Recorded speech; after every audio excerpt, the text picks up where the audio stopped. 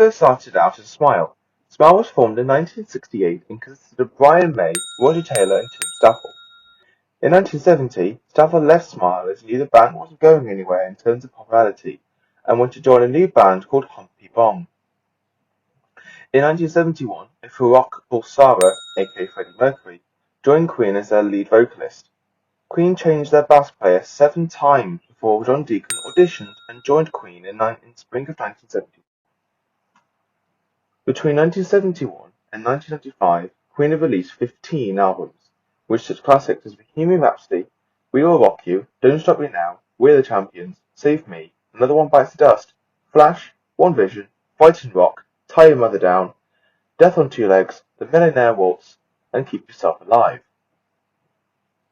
On the 13th of July 1985, Queen attended Live Aid and played such songs as Bohemian Rhapsody, Radio Gaga, We'll Rock You, Crazy Little Thing Called Love, Hammer the Fall, and We Are the Champions.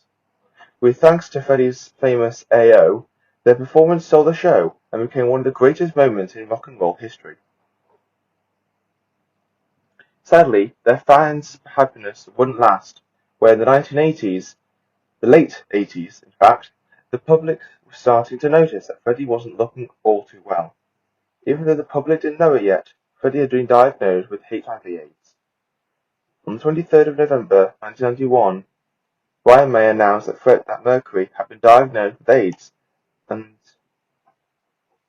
in the early hours of November 24th, 1991, Freddie Mercury passed away from AIDS. In 1992, Queen and their manager, Jim Miami Beach, founded the Mercury Phoenix Trust, a charity dedicated to fighting AIDS worldwide. John left Queen in 1997. Today, Queen has joined forces with American singer Adam Lambert.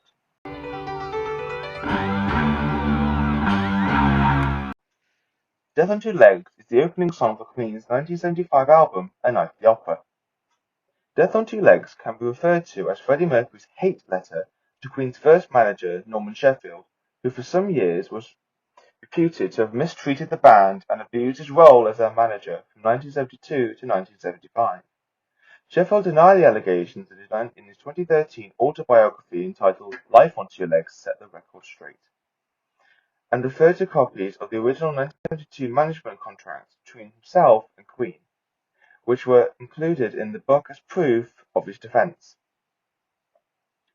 Though the song never makes direct reference to him, after listening to a playback of the song at Trident Studios during the time of album release, Sheffield was appalled and sued the band, and the record label for defamation, which resulted in an out-of-court settlement, but also confirmed his connection to the song. In the Classic Albums documentary about the making of A Night at the Opera, Brian May stated that the band was somewhat taken aback at first by the bitterness of Mercury's lyrics, and described by Mercury as being so vindictive that he, May, felt bad singing it. After the song came together, it was agreed that the author should have his way, and the song was recorded as written. As with the Bohemian Rhapsody, most of the guitar parts on this song were initially played on piano by Mercury, to demonstrate to May how they needed to be played on the guitar. During live performances, Mercury will usually rededicate the song to a real mother effer of a gentleman, although this line was censored on the version that appeared on their Live Killers album of 1979. Other than on the live album, he said it was dedicated to a mother effer I used to know. Death on Two Legs remained the set list until, and well into, the Game Tour in 1980, and was then dropped. However, the piano introduction was played during the Hot Space and Works tours.